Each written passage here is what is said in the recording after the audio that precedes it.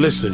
The system of white supremacy, according to all evidence, is a complete system, meaning that it is a world prison.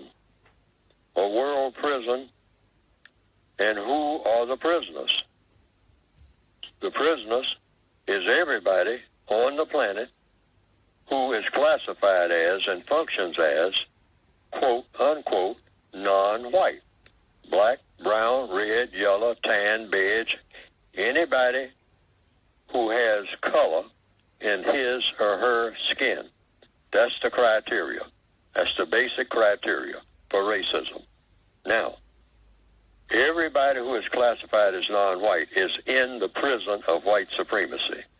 And if you can put in your mind a prison, if you are an inmate of a prison, you are automatically serving the prison system.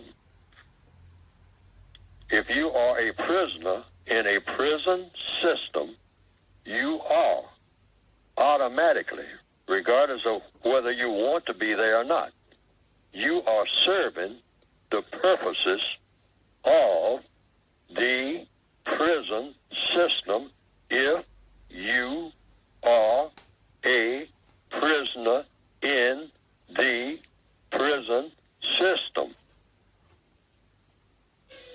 Kindergarten. That's the way it works.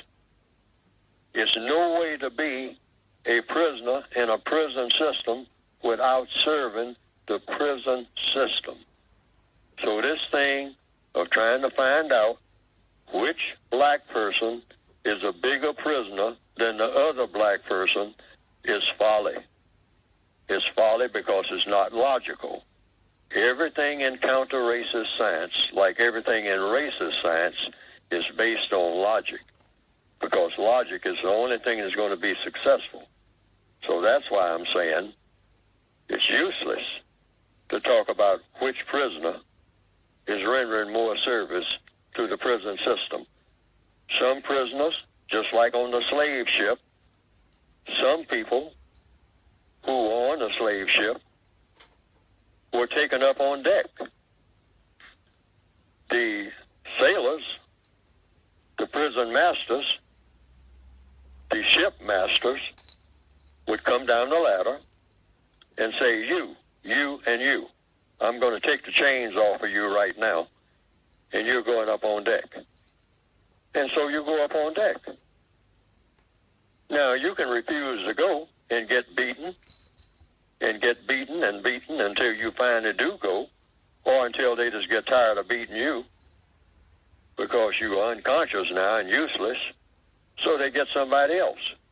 But somebody's going. Why?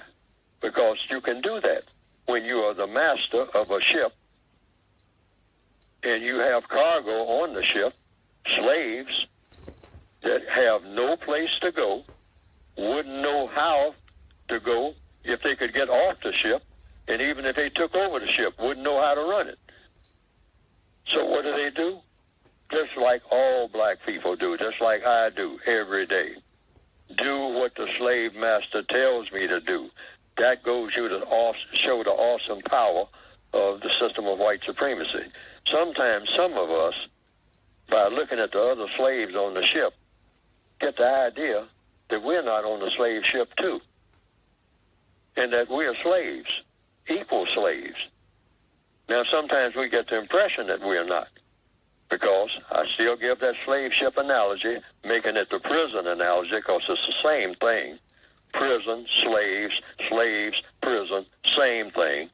All right. So one slave says to the other, you got the incorrect attitude. We're both slaves, but you don't have any dignity. And other slaves say, yeah, you say that I'm silly. Say, yeah, you're silly and I'm dignified. So that raises a question based on logic. What is the difference between a dignified slave and a silly one? And the answer is, one is dignified and one is silly. And that's the only difference. some people have said they've seen some cartoons of my work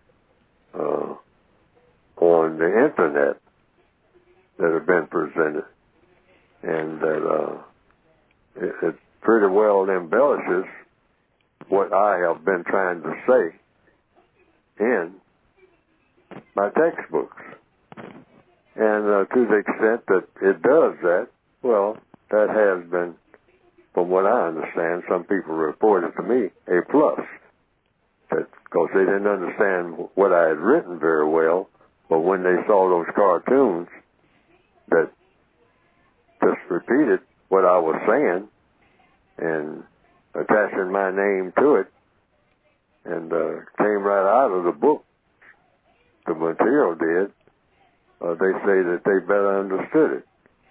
And I can understand that because people are kind of visual, particularly in the year 2021 now, more visual than ever.